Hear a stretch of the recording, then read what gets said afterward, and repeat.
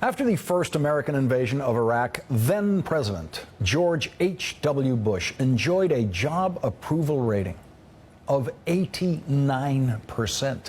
1 year and 9 months later, he got only 37% of the vote in his reelection campaign, which wasn't quite enough to win. That's how much public opinion can change in this country, and that's how quickly it can change. And public opinion is changing in the right direction on the death penalty. Support for the death penalty in this country is now at 60%, with 35% opposed. Now, 60% might sound high, but it is actually the lowest support level that the death penalty has had in 40 years.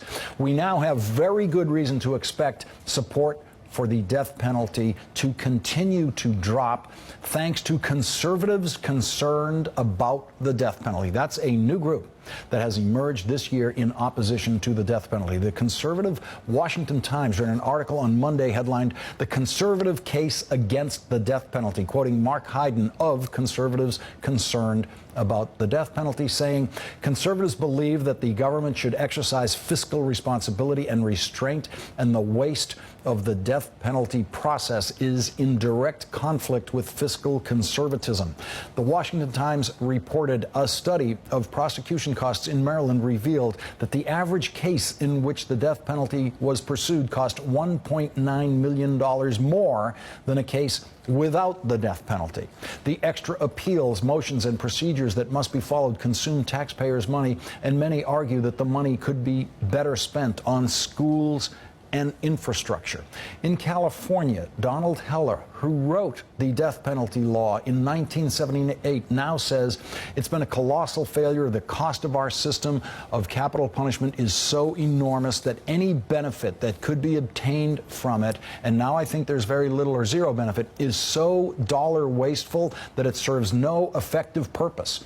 Ron Briggs, a Republican who supported the death penalty law in 1978 in California, now says, "I tell my Republican friends, close your eyes for a moment. If there was a state program that was costing $185 million a year and only gave the money to lawyers and criminals, what would you do with it?" Conservatism's reigning intellectual George Will has said, "Capital punishment, like the rest of the criminal justice system, is a government program, so skepticism is in order."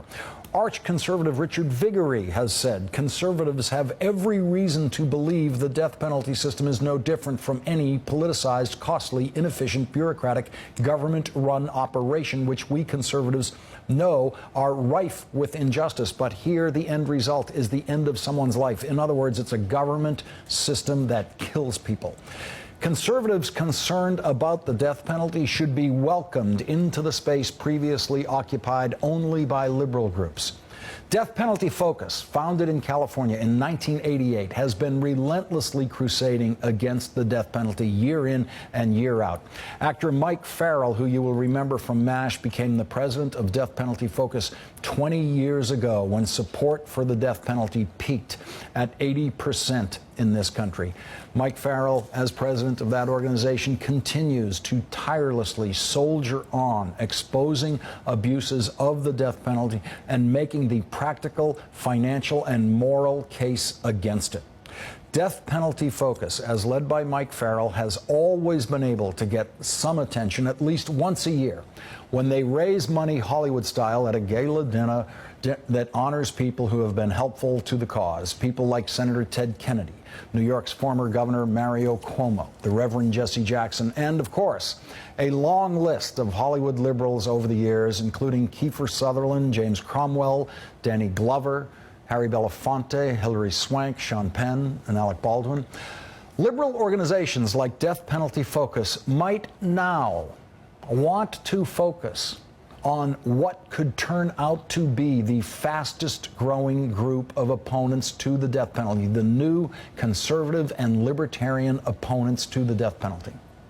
Ron Paul has said, "There was a time I simply stated that I supported the death penalty." But now, Ron Paul has endorsed conservatives concerned about the death penalty. And Ron Paul said this: "I believe that support for the death penalty is inconsistent with libertarianism and traditional conservatism. So I am pleased with conservatives concerned about the death penalty's efforts to form a coalition of libertarians and conservatives to work to end capital punishment." Well, how about a coalition of liberals and libertarians and conservatives to work to end the death penalty? And how about Death Penalty Focus honoring Ron Paul for his position against the death penalty at their next big Hollywood gala? I would buy a table for that one. And yes, I would still disagree with Ron Paul and everything that we disagree on.